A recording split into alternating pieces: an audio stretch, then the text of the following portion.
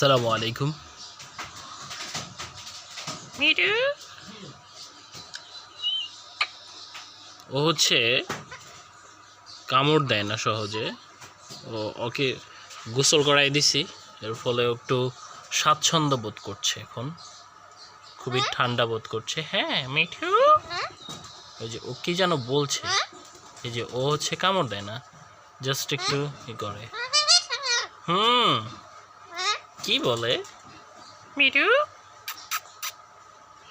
কি যেন বলছে ও আর কি। ও